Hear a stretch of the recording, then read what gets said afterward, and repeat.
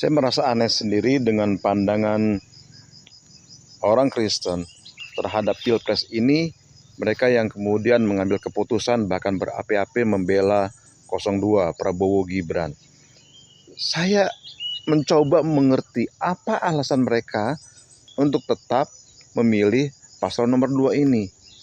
Dan ketika saya mendapatkan informasi agak terkaget juga. Mereka yang berapi-api membela Prabowo Gibran dengan luar biasa. Alasan mereka sangat receh. Saudaraku, engkau yang memilih Prabowo Gibran, izinkan saya berbicara 3 menit. Pertama, kalian mengungkit apa yang Ganjar lakukan ketika dia menolak timnas Israel. Coba, apakah kalian pernah balik bertanya, apa sikap Prabowo ketika timnas Israel akan bertanding di Indonesia? Prabowo diam saja. Prabowo tidak melakukan apa-apa, tidak mengatakan apa-apa. Karena apa? Karena dia tahu kalau dia berkomentar apapun, dia pasti akan ditanggapi negatif. Tinggal dipilih, mau dibully oleh netizen Kristen atau dibully oleh netizen Muslim. Begitu aja. Kalau dia tidak mengatakan apa-apa, berarti dia pengecut. Karena dia ingin cari selamat. Betul atau betul?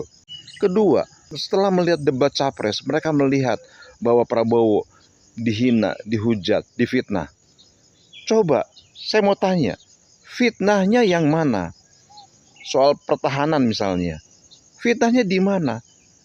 Itu baik Ganjar maupun Anies, mereka membeberkan data. Ini loh sumber datanya. Jadi fitnahnya di mana soal bahwa pertahanan kita itu bukanlah hal yang bersifat rahasia. Kalau data pertahanan ada hal yang bersifat rahasia, ya sudah hapus saja datanya dari Google. Yang rahasia itu kan lokasi persenjataan kita di mana, kekuatan militer kita seberapa. Kan seperti itu. Yang namanya rahasia negara. Bedakan rahasia negara dengan rahasia umum. Termasuk juga rahasia umum di bidang pertahanan Indonesia. Lantas fitnah di mana lagi yang kalian katakan bahwa Prabowo dan Gibran difitnah? Ketiga, para petinggi-petinggi pemuka Kristen Katolik, mereka pun juga mayoritas menyatakan dukungan bukan kepada Prabowo Gibran karena mereka masih punya nalar. Lalu apa yang membuat kalian melawan pemimpin kalian? Nyatakan dukungan bukan pada 02. Kalaupun ada pemuka agama dengan kualitas seperti apa yang mendukung Prabowo? Saudaraku, ingat ya, ada ucapan yang diucapkan oleh Tuhan Yesus sendiri ketika dia mengatakan, orang buta memimpin orang buta, maka keduanya akan masuk ke dalam lubang. Ucapan itu disampaikan sendiri oleh Tuhan Yesus. Sekarang, menurut kalian, apakah Prabowo bukan orang yang buta nurani sehingga dia melakukan penghilangan paksa pada orang-orang, bahkan sampai ada yang kehilangan nyawa? Apakah menurut kalian Gibran dengan dia melanggar kode etik MK, dia tidak atau bukan orang yang buta dalam hal etika? Presiden Jokowi dengan dia mengeluarkan aturan-aturan yang sangat berpihak, yang bahkan dia sendiri sudah declare bahwa dia akan memihak. Apakah menurut kalian itu bukan orang yang buta nuraninya?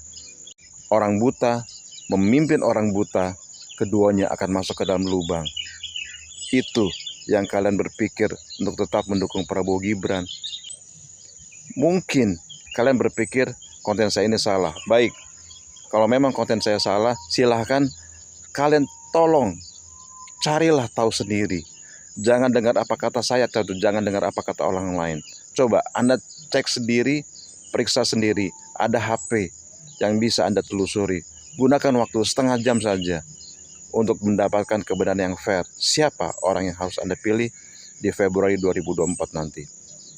Terima kasih saudara-saudaraku yang Tuhan memberkati.